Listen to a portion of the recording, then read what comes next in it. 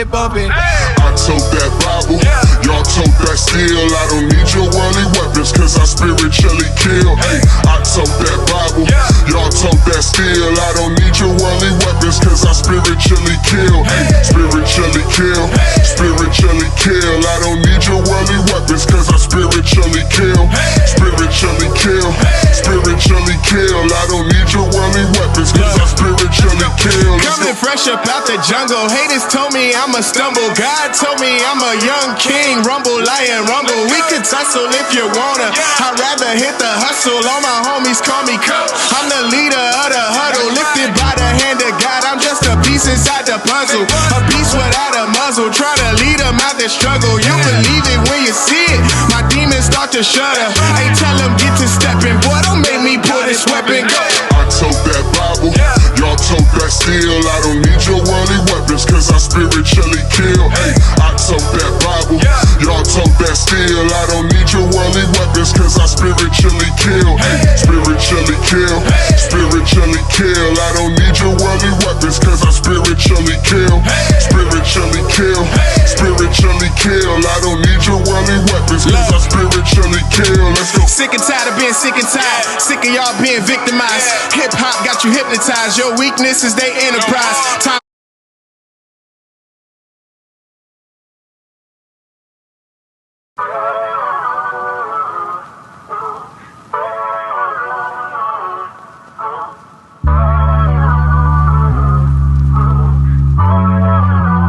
Dylan got it bumping. I tote that Bible, y'all tote that steel. I don't need your worldly weapons, cause I spiritually kill. I tote that Bible, y'all tote that steel. I don't need your worldly weapons, cause I spiritually kill. Spiritually kill, spiritually kill. I don't need your worldly weapons, cause I spiritually kill. Spiritually kill, spiritually kill. I don't need your worldly weapons, cause I spiritually kill. coming fresh up out the jungle, haters told me I'ma stumble. God told me I'm a young king, rumble, lion, rumble. We could tussle if you wanna, I'd rather hit the hustle. All my homies call me Cup, I'm the leader of the huddle. Lifted by the hand of God, I'm just a piece inside the puzzle. A piece without a muzzle, try to lead them out the struggle. You believe it when you see it, my demons start to shudder. Hey, tell them get to stepping, boy, don't make me pull this weapon. Go. I tote that Bible, y'all tote that steel. I don't need your worldly weapons, cause I spiritually kill. I tote that Bible, y'all tote that steel. I don't need your worldly weapons, cause I spiritually kill. Spiritually kill, spiritually kill. I don't need your worldly weapons, cause I spiritually kill. Spiritually kill, spiritually kill. I don't need your worldly weapons, cause I spiritually kill. Let's go. Sick and tired of being sick and tired, sick of y'all being victimized.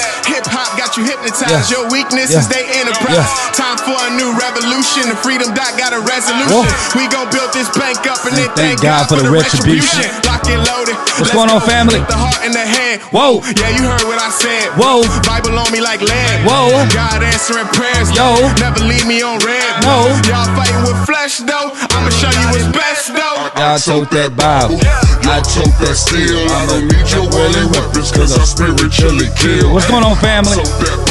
Welcome to the Assets Before Spurgeon podcast. This your host, Tayler Jacobs. Yeah. Spiritually kill. Yeah. Spiritually kill. I don't need your worldly weapons, cause I spiritually kill. Let's go, spiritually kill. Spiritually kill. I don't need your worldly weapons, cause I spiritually kill. Whoa. Whoa. Whoa, whoa, whoa, whoa. If y'all was feeling that record, let me know that y'all was feeling that record. I know that's pretty hot. Here's the crazy thing.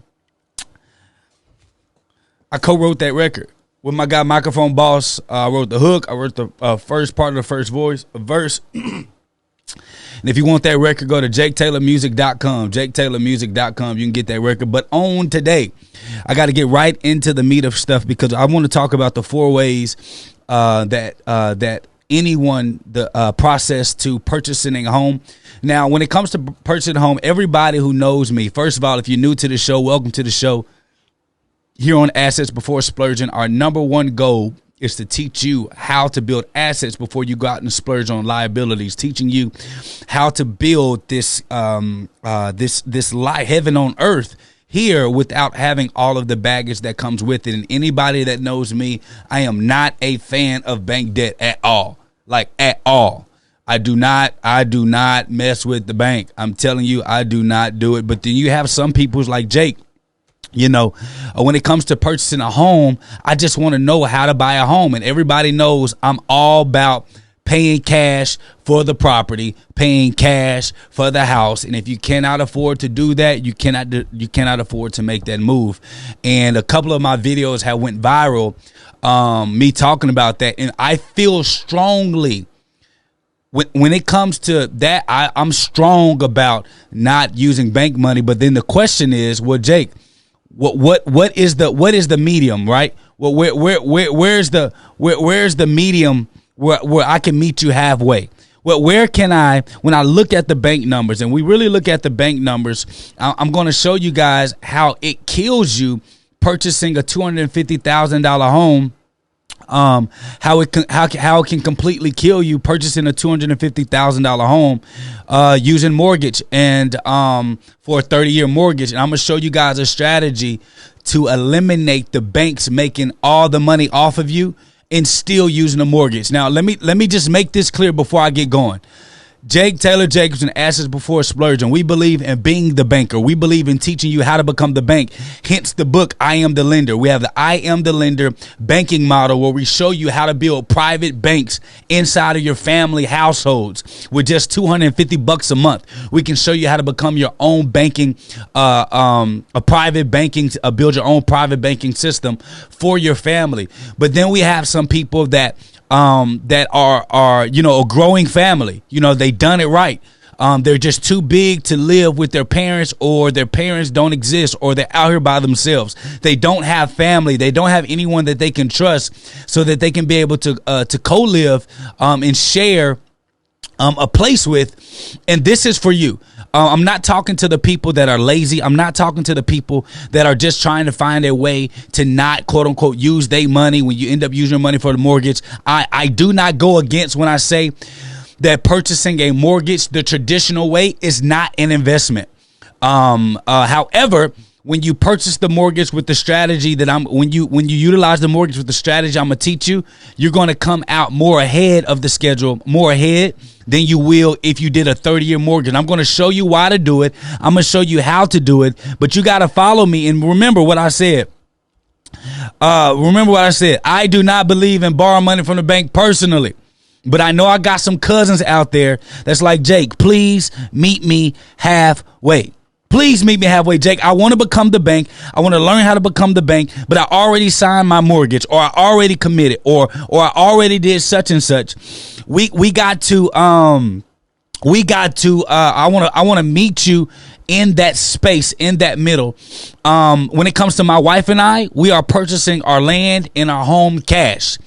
But when it comes to other people that may not be in the same position that we are in and may not have the same temperament and the same discipline to withhold yourself of certain things so that you can get that house without having to deal with the bank, this is for you too as well. But I'm just going to show you guys real quick what I teach when it comes to purchasing a home. And I'm just going to show you guys quick numbers. And I'm going to show you guys the best way to kind of do it. So I'm showing you my screen right here. As you guys can see, this is a $250,000 home right here with the average interest rate, which is about anywhere from 3.9 to 4.2%. So we're going to hit that middle mark at 4.1%. At a 4.1% interest rate with a 30-year mortgage. Click 30-year mortgage. As you guys can see, this is a mortgage calculator anybody can find on Google. Your monthly mortgage will be $1,208. And to a lot of people that get themselves into these deals, what we're failing to remember is that the banks don't want us to pay off these debts. They don't want us to pay off these loans because they make money off of lending, and they make more money the longer our loan term is. And so what I want you to pay attention to, let me pull up a calculator right here, because versus using versus using my emotions, I'm going to show you guys with numbers how doing a 30-year mortgage is absolutely ludicrous when it comes to your money being invested into this thing that you consider an investment. So if we look at it, if you were to do a $250,000 mortgage, excuse me, with a 30-year mortgage at $1,208 a month, you're going to end up paying. Look at this number. Let me see if I can make it big real quick for you. Hold on, family. Hold on, family.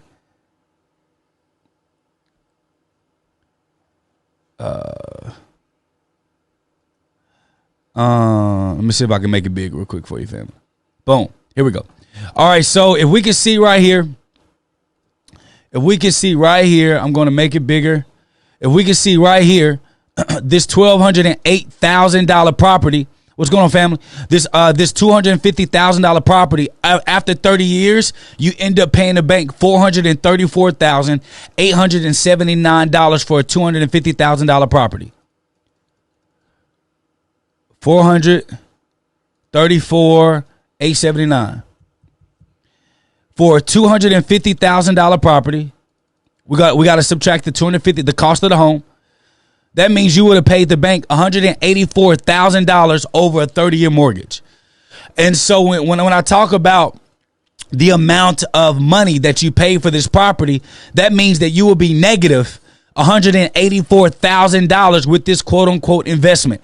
And when you look at most properties that we purchase, most of us don't purchase homes, properties, and land in neighborhoods or communities that have extreme upside, meaning that you went to the board. We're going to talk about that you went to the community board. You went to several community meetings to hear the specs and the future of this particular city. Most of us, we purchase homes based on convenience, and we don't purchase homes and lands and properties based on research and analysis. So when I tell people that a 30-year mortgage is not an investment is something that turns a profit. But when you look at, let's say for an example, this property grew $100,000 of equity over the 30 years.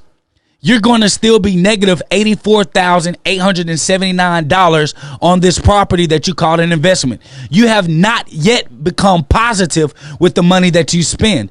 And so I'm not going to spend a lot of time on this, but this is something that I talk regularly about, and people that know me, they know I talk about this on a regular basis. And it's just because I want you all to know where I stand when it comes to this. If you ask me on any day, on any regular day, I am going to tell you that Jake Tayler Jacobs and Assets Before Splurging, we do not borrow money from the bank. We don't. My whole entire team, they get crucified if I even hear them thinking about it, because we teach everyone how to become the lender. But if you're somebody in between, you're like, Jake, I want to become the lender, but I already have a home. Or Jake, I want to become the lender, but my family has grown too much. We've grown too much, and I can't. It's five of us, Jake. There's no way that we can co-live with somebody. Can you meet me halfway? We just aren't there yet. And I got 4 steps that you can, strategy steps that you can take in order to be able to make sure that you're putting yourself in a position to make the right financial decisions for your family. So as I showed you right there, a 30-year mortgage, you end up paying $184,000 to the bank. That's just with a 4.1% interest rate. That's not including if your interest is terrible. So the first thing we got to understand is that, and this changed my life. When I went to Indonesia, my entire life, when it came to mortgage, when it came to homes, my life changed when I went to Indonesia with my wife. And this is why I encourage people to world travel, because when you world travel, it gives you a deeper perspective on what are the most important things. When we're purchasing a home, the very first thing that we got to pay attention to, we don't need to purchase the home, one, for building value. We need to purchase the home for location. That's number one. So the very first thing that we look at when we come to purchasing property or homes are not based on convenience, but based on location. And so when we're looking at location, we want to find the best place that has the greatest chance for upside, and that kind of goes into number 3. But location, meaning how much land, how much space, or how, when it comes to location, is this a great place for my family to be able to live on for hundreds of years to come? This is why I say that. When I went to Indonesia with my wife, these families, y'all listen, these families in Indonesia, these Indian families in Indonesia, they have been living on their land for over 200, 300 years. They've been living on their land for over 200, 300 years. Matter of fact, it's considered a treason to the family's name if you ever think to sell the home. If you ever think to sell the family land. The family land is what the family lives on. That's y'all's property. We're not talking about investment properties. We're talking about we're talking about actual like family land. And so when I hear people say I'm buying this house for my family, I often catch them in a lie, because the very first thing that they say after they say I'm buying this home for my family, they say, but we're gonna get a bunch of equity here. Listen, you don't purchase a home for equity. You purchase a home for one or two reasons: giving you the ability to grow and expand your family. So when I was in Indonesia, I was asking these families, I said, listen, so if the son who's overzealous and he wanted to sell the property or the land and it was worth $1 million, could he sell it? And then the family said, why would he sell our land? This is where we live. Our kids and our kids' live on this land. None of us pay mortgage. None of us pay rent. The only thing we all collectively work together is pay taxes. But the problem in America is that we're so conceited and we're so insecure with how big the house is that we settle for a big house with little land. And when you look at these properties in Indonesia, they have acres upon acres upon acres of land that they have not even touched, because they keep recycling and reusing the land and just building up the small buildings of what is needed for the family. Like when you go in Indonesia, and when you walk inside this property, I should have put the video up from my phone. But when you walk inside their property, to the right, this is where they worship together. If you go further in their property, on the north side of the land, the grandparents stay. On the south side of the land, the parents stay. And on the east and west of the land, the children and the son and their wives stay. And then the daughters stay until they get married. Then the daughter moves to the land of her husband. And so this is how the land is made. When the grandparents pass, the grandparents die, the parents move where the grandparents were, and the oldest child takes the quarters that their parents used to stay. And this revolving thing happens. If the family gets too big, then they build more buildings, living quarters on the land that is needed. Now, the problem in America that we spend so much money on the building and we don't get actual land that our kids can grow on, which is why when you die, your kids sell the land in the house, because it's not a lot of space for all of your kids to get benefit from. Family, I'm really trying to teach y'all why I show people stop thinking that buying a home is an investment. And it's only because my perspective changed when I left America and I went and saw unity in Indonesia with these families. And so because the land was so sacred to the family, they knew that this gives us rights. So when the family bought this land, they bought enough land for 3 generations of people to live on. We're so short-sighted because we want everybody to know that we have a house, that we missed the most important thing, which is the land, y'all. The land is the most important thing, because on the family land you got agriculture. On the family land you can have cattle. On the family land you can have office buildings. On the family land you can build properties. You can build properties where y'all don't have to go and rent and lease no one's office. You can have enough land to where your customers can have come to the commercial buildings of the family. There are so many things you get when you think about location rather than building. And most of us, when we think about a house, we think about a building, and we do not think about location. Okay, so location means also the surrounding communities in the surrounding cities. We want to make sure when the location that is going to be good for the growth of our family. Family, please listen. Please listen. We want to make sure that it fits the growth of our family. This is why y'all see me going so hard and I talk bad about mortgages. It's because when I talk bad about mortgage, I'm talking against the ideology that we have that the purchase is supposed to be about the home.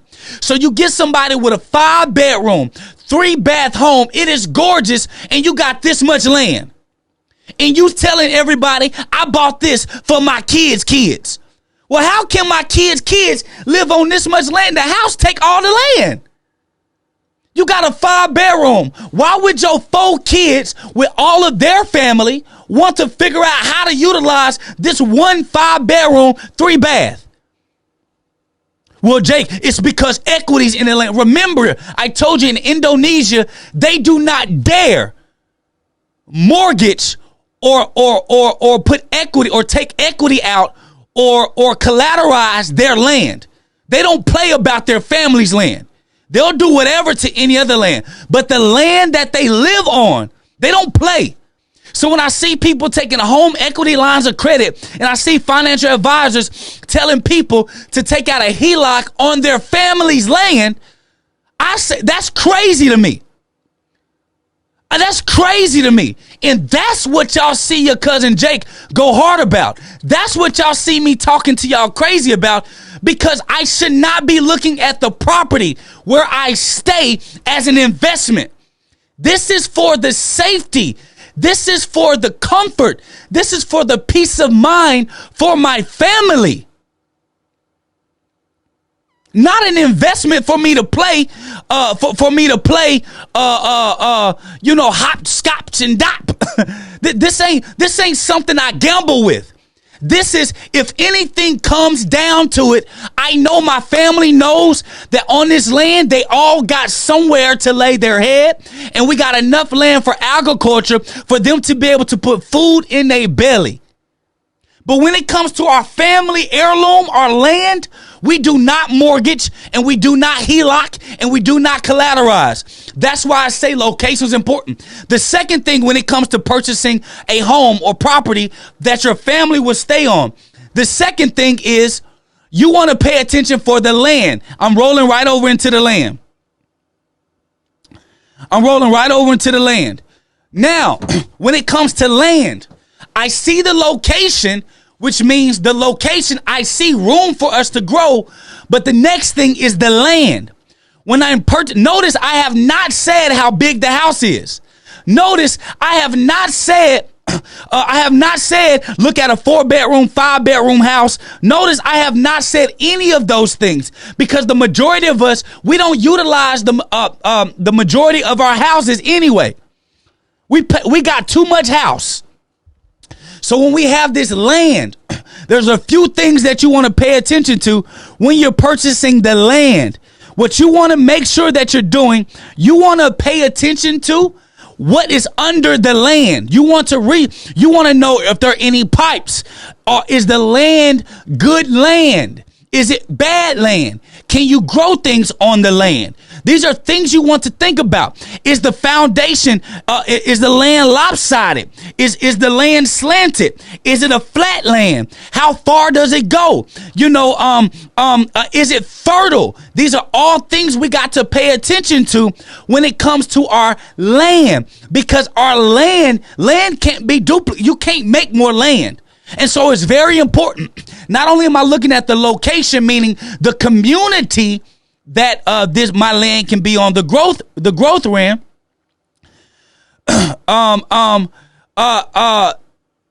And then when it comes to the actual landscape, you want to make sure that land is good enough land to last for generations in your family. You don't want to buy bad land.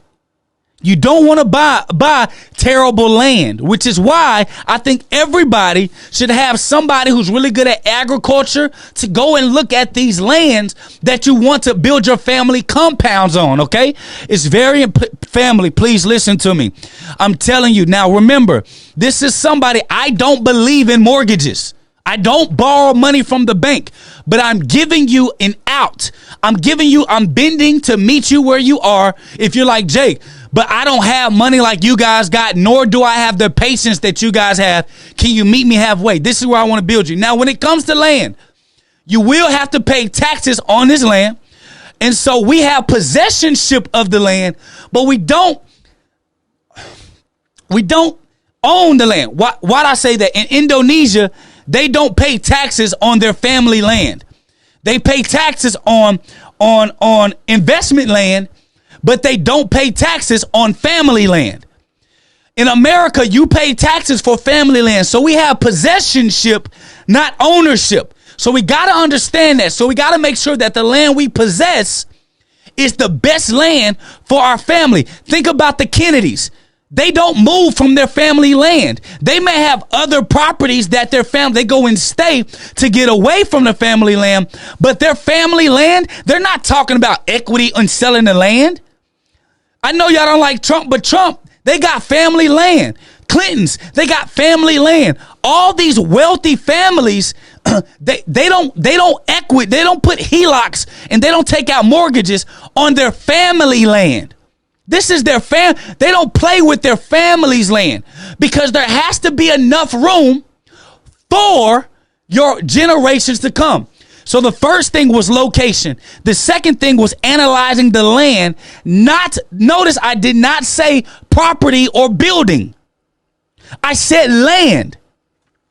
The third thing we pay attention to, we look at the growth potential of that community. Why?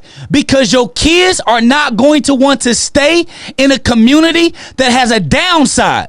Your kids will stay in a community that they see a lot of upside that brings them the convenience that other communities may have. Meaning, you got your fast food restaurant. Let's be real. You got this. You got your stores. You got this. You want to be in the land that gives you enough land, and they have some type of building scope for the city or the community to bring and attract more convenient stores and locations to the property. So I'm finding undervalued places that have good, if you don't homeschool, that they have good educational systems for your kids, for the public schools. And or it's easy to travel to a near city that has everything that they need, and or they're a city that has a lot of upside. That's the first portion of growth potential. Notice I have not said anything about looking at the building yet. Notice I have not said anything about how many rooms and how many bathrooms, what the carpet looks like. Notice I have not said anything about that because those things are not the most important thing. We spend $436,000 on a $250,000 home over a course of 30 years of your mortgage. We spend $434,000 with a 4% rate over 30 years of our mortgage for a piece of land that your house take the majority of. You don't even have enough backyard space to lay in it. This is what we're talking about. So we spent $500,000 for a spit amount of land. The house can be replaced. The house can rot, but the land, family, that's the piece that you got to pay attention to. So growth potential. We're talking about growth potential of the community, but we're also talking about the growth potential. Watch this, family. We're also talking about the growth potential of the land for your family. How many kids do you want? No more oops kids. No more oops babies. Let's plan. Me and my wife are planning our second child right now. We're planning and we're asking ourselves, we're telling ourselves we want more babies, but does it fit us right now? See, we got to start planning a family. And when we're looking at this land, we got to look at the growth potential. If we have 3 kids and each of them have 2 or 3 kids, is this enough land for everyone to be able to have their own world? Is this enough land for everyone to have their own world? And if it's not, we need to find somewhere, or we find somewhere that has an adjacent piece of land, which means like corner, like a diagonal, that has a vertical piece of land or a horizontal piece of land that we could purchase if there's growth potential. And so we got to find spaces where we can kind of look and see that we have room to grow, so our family wants to stay there. Because if you have a son that has a wife, the wife, in order for her to feel confident and comfortable on the family's land, she wants to know that there's at least some type of private space that her family can have that won't be an interception or interceded by other family members. They want their own little world. This is when it comes to why when I talk about mortgaging houses are stupid, because we're thinking wrong, family. They want us to think buildings. So they lend us we pay $500,000 for a damn building, not the land. I'd rather pay $500,000 for the land and $50,000 for the building. I want the land, not the building. The building can be replaced. The building with a storm can be blown up. The building's foundation can change because of the land changing. But the land, family, that's what we want. So we look at location. We look at land. We look at growth potential, which means that we have to start thinking about the future and stop laying with people just because it feels good. Elias said, how many lands do you have so far? Currently right now, Elias, because I'm purchasing cash and me and my wife are studying and researching where we want to be. We're in Dallas right now, Elias. We don't know if we want to be in Arizona. We don't know what part of the country we want to be. So we haven't bought family land yet because we don't know where we want to go, because we're researching. But we run 2 profitable multiple 6-figure businesses, and my wife makes 6 figures at her job. So we got the bread, but we ain't stupid. And because I'm telling y'all that as your young brother, I'm telling y'all that as your cousin, to say, let's be smarter with our money. I would much rather stash and stack my bread and observe where I want to be. Don't be landlocked just because you're from a specific area. Don't be landlocked with that. You want to research what demographic, what community, and where in America or somewhere else that you want to live that has the most upside for what you want to build for your family. Because this is family land we're talking about. We're not talking about buying and flipping properties for profit. We're talking about where we want our family to be. So because we're smart, my wife and I, we haven't made any moves on anything yet because we're researching. We want to make the right move for our family. And we're also taking into account that her parents are in their 60s and 70s. They're in Arizona. My parents are getting older. They're in Dallas. Where do we want to be, and where's the best place for us to be? That's where we got to start thinking, family. And until then, before you make crazy moves, yeah, Colin said, what about outside of America? I mean, you can look outside of America. I'm just answering a specific question that Elias had for me. Fact, I get it. I would do it too. Fact check to see if somebody know what they talking about. But we got bread. We got bread. And we don't borrow from the bank. So we got location, we got land, we got growth potential. Now the fourth thing if you don't have the patience to save your money so that you can purchase your land in cash and property without using a bank, and you don't have the patience to build out your own banking system like I teach in this book, I Am the Lender. If you don't have the patience and you want to move sooner, you have an idea where you want to go, here are the 3 things you need to do when it comes to purchasing. When we have a step, it's called, write this down, it's called the 15-15-25 rule. It's called the 15-15-25 rule. Write this down, 15-15-25 rule. If you don't have the patience, like my wife and I got, and like other people in our community, like some of you guys have, to start building your own banking system, funding your own reserve for your own banking system, if you don't have time or patience for that, and you want to hurry up and get into that place, I'm going to teach you what to do. So if you're going to get in bed with the slave masters that I call a bank, if you're going to get in bed with them, I'm going to show you how to get out of bed, to get in bed but come out unscathed, which means you come out ahead more than you are not ahead, okay?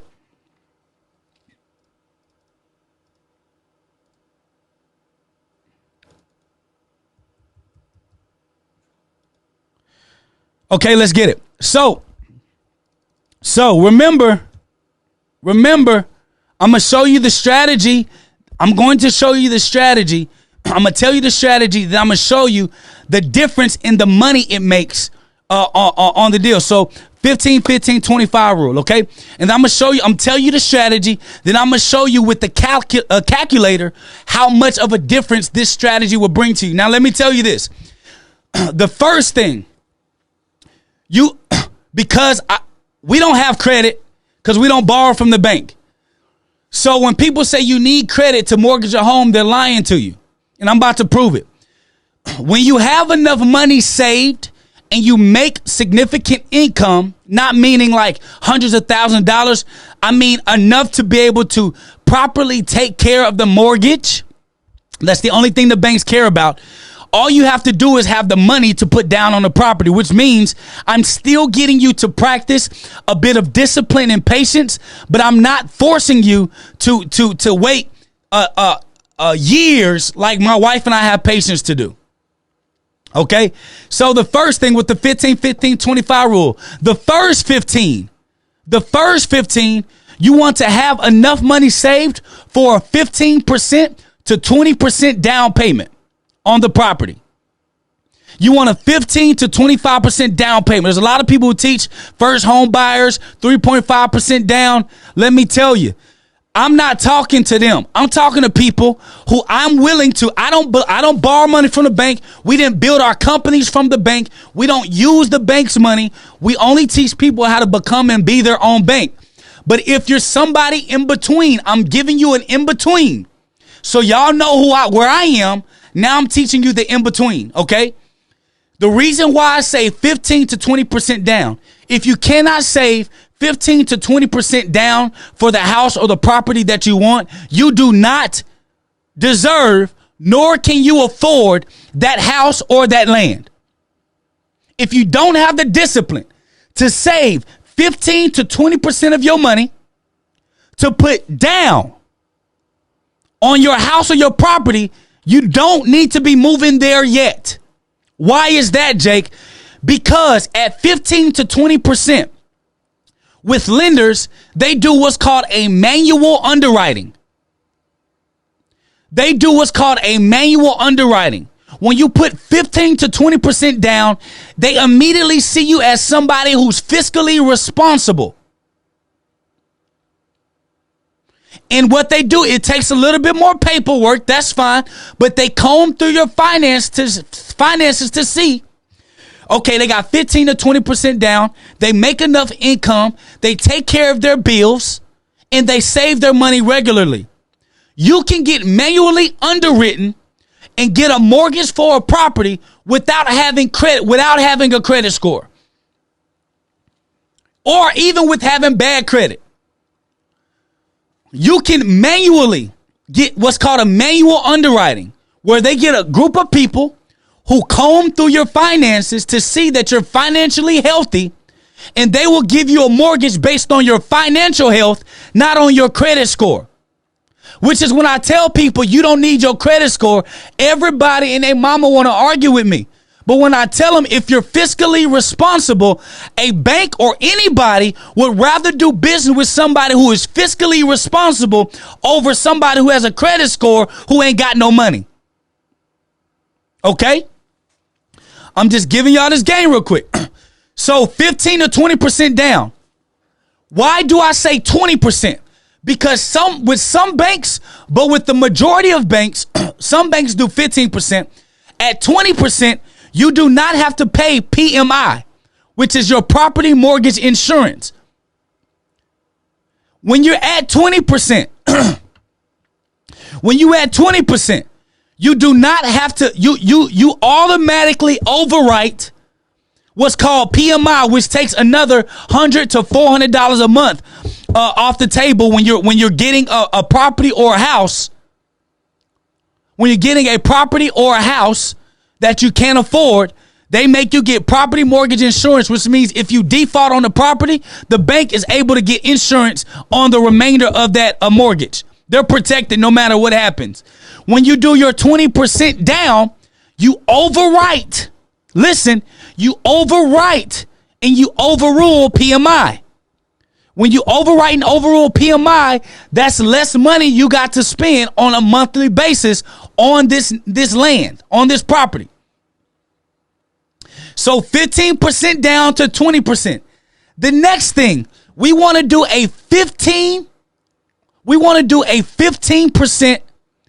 fixed interest rate. Now, I know some of y'all are like, no, but my mortgage person said that we should do, we don't need to do fixed. What we want to do, ARM, which is an adjustable interest rate. That's what an ARM is, right? And the interest rates, they adjust based on the market, based on, if the market's interest rates are down, you have a lower interest rate. If the market's interest rates are higher, you have a higher interest rate. The reason why I say fixed is because when you have a fixed interest rate, you know exactly what your mortgage is every single month. And it's easier for you to be a good steward over your mortgage. It's easier for you to be a good steward over your mortgage with a fixed rate. And then rather than an ARM. So what we say, 15 to 20% down. So now this is what happens. When I do a 30-year mortgage at a 4.1 interest rate with $250,000, a $250,000 home, your monthly mortgage will be $1,208. Your monthly mortgage will be $1,208. You will pay the bank over the 30 years $400. Let me blow this up. You will end up paying the bank $434,000 for a $250,000 home. Where'd it go? If you do this 30-year slavery sentence, you're going to end up paying $434,000 on a $250,000 home. If you do the interest, that's not a 4.1% interest. That's a 41% interest that you paid on this property, not 4%. That's 41%. But if you put, like I said, 15% down, that means you're only going to get mortgage on $212,500. $37,500 you saved.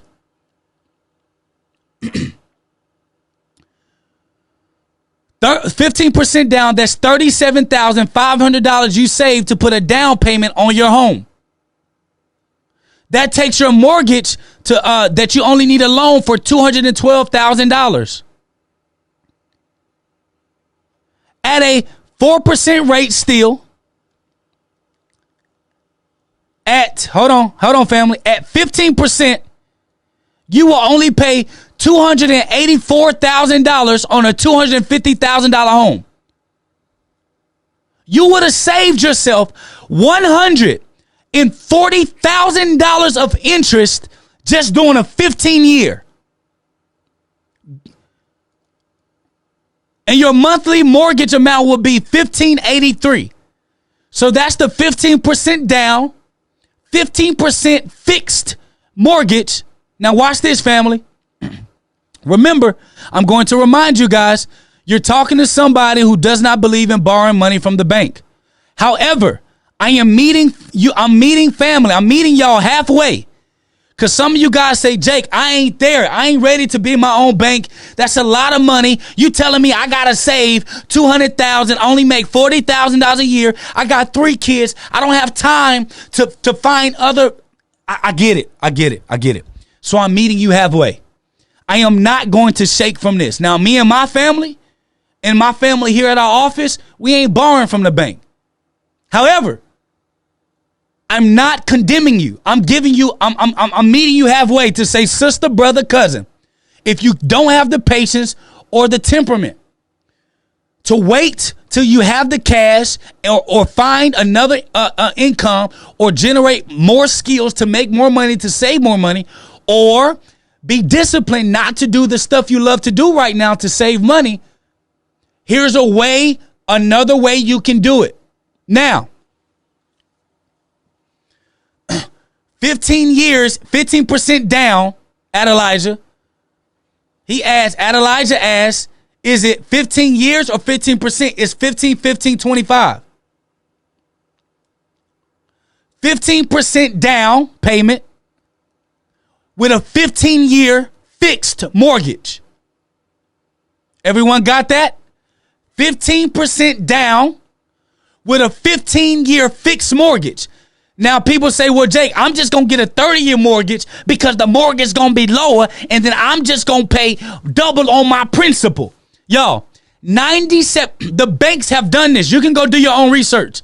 97% of people who say they're going to get a 30-year mortgage and then just pay double the principal to pay the house down in 15 years, 97% of families never put one payment down to double on their principal. 97%.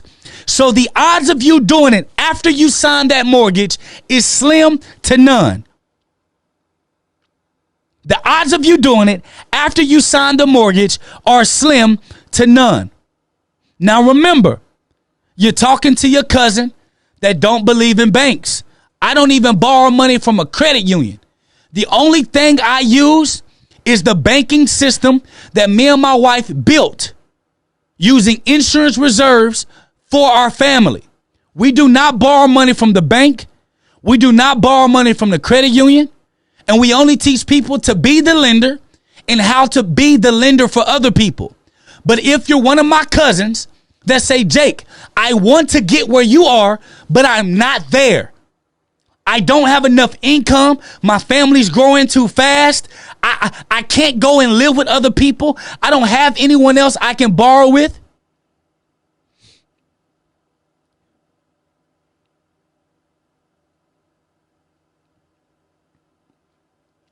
I don't have enough income to borrow with. I mean, I don't have people I don't have enough income to do. Jake, meet me halfway, please. I know where I want to stay. I've done my location. I've done my land scouting. I've done the growth potential.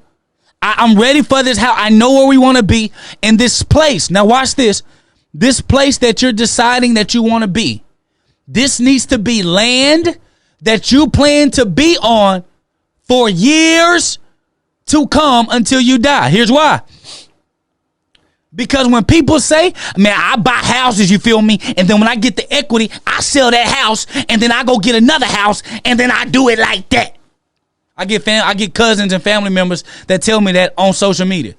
But then they, in the same breath, they tell me that they bought the house for their kids. Well, help me out. How did you buy the house for your kids, but you talking about the equity in the house to sell the house so you can get another house to do it again? So by the time you die, your family, your kids get a house that got a mortgage, then they sell it and do the same thing over again. Please help me.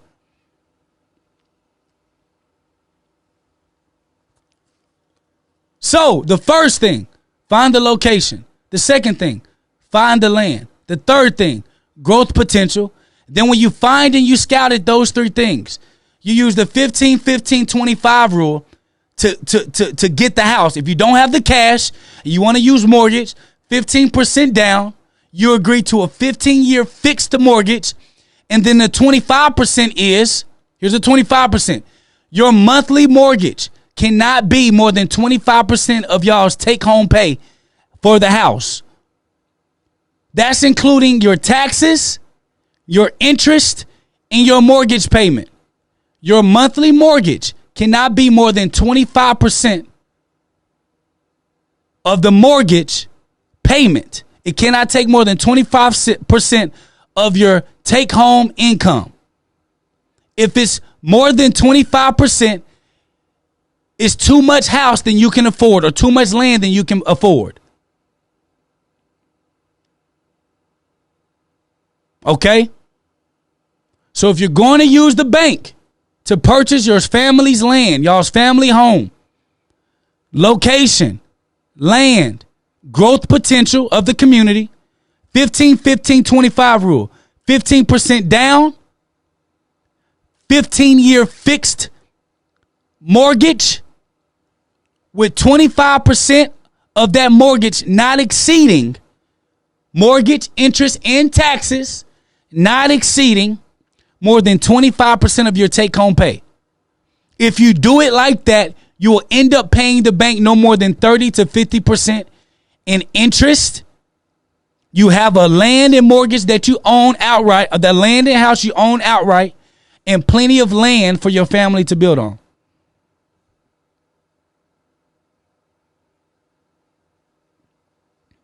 So remember, in purchasing houses, it's not how big the house is, it's how much land you have so your family can build on it. Too many people pay attention to the house space and not the land space. So you got a mansion, but your mansion on what's that little semicircle? Your cul-de-sac. You got a mansion on a cul-de-sac amount of land. Your kids can't do nothing with that. That ain't for legacy. That was an ego buy. That was an ego buy.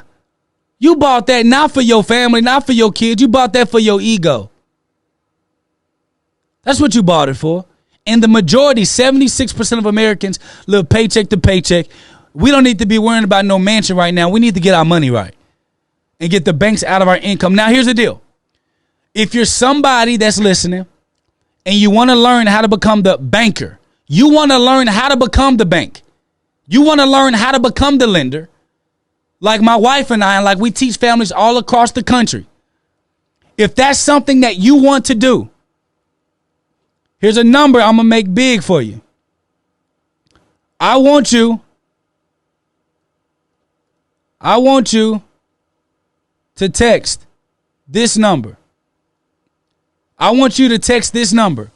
I want you to text ABS class to 214-833-7781. You're going to be able to get access. Somebody's going to call. You're going to set you up. You're going to be able to get access to our institute where we teach you how to become the bank.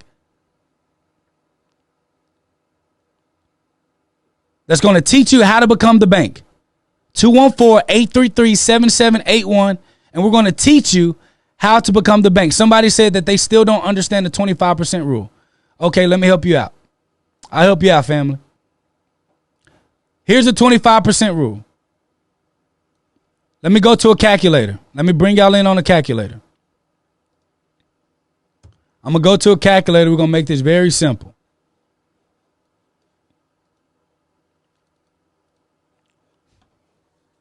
I'm going to share my screen. Some of y'all are still confused. What is 25? What do you mean by the mortgage can't be more than 25% of your take-home income? If your family, husband and wife, y'all bring home $6,000 a month, take-home pay, your mortgage should not exceed 25% of that. So your mortgage, including mortgage, interest, and taxes, should not exceed more than $1,500 a month. That's 25% of y'all's take-home pay. If you are single or y'all as a family, y'all bring home $3,000 a month in take-home pay. Your mortgage should not exceed more than $750 a month, which lets you know how much house you can afford to purchase. This lets you know how much house you can afford to purchase. This lets you know how much house you can afford to purchase. If somebody the family bring home $10,000 a month, 25% of that income means that they can get property, land. All of that should not over jump $2,500 a month for their space. Anything over 25%, you're overexerting yourself and you're waiting for a collapse or something to happen. Remember, your family's land is not an investment. That's land and housing that you're purchasing for the future safety, comfort, and peace of your future family. So we should purchase it with intention to keep it forever. And for those of you that are wondering, the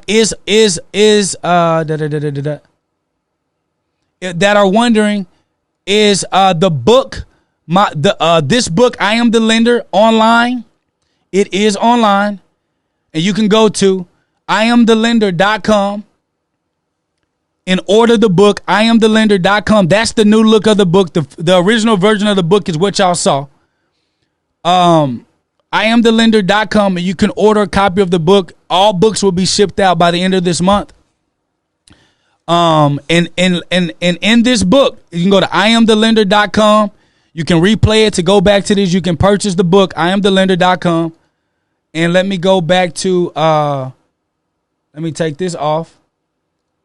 And when I tell y'all this book, now this isn't a small book. This is a basketball hand. This is 8.5 by 11. Look how thick this book is. This is literally a book written off of our masterclass. Look how thick this book is. And when you open the book, look at that. Look at that. We teach you exactly how to become the lender. Look, boom. Exactly how to become the lender. IamTheLender.com. And with that being said, I hope that today's show brought a bunch of value. I hope that you guys got a lot from this show, because the whole purpose of the show, I want to show you guys how to live like kingdom ambassadors. And God wants all of us to have an abundant life. He wants us to have more than enough. He wants us to have a double portion. He wants us to have overflow.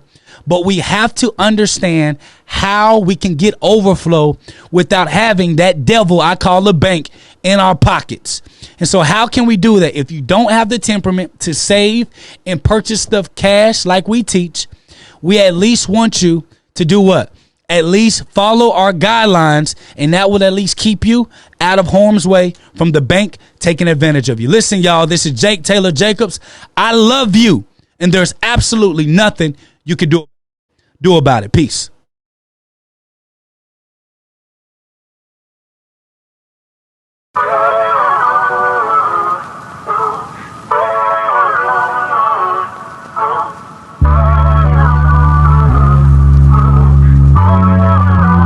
Dylan got it bumping. I told that Bible, y'all told that steel. I don't need your worldly weapons, cause I spiritually kill. Hey, I told that Bible, y'all told that steel. I don't need your worldly weapons, cause I spiritually kill. Hey, spiritually kill, spiritually kill. I don't need your worldly weapons, cause I spiritually kill.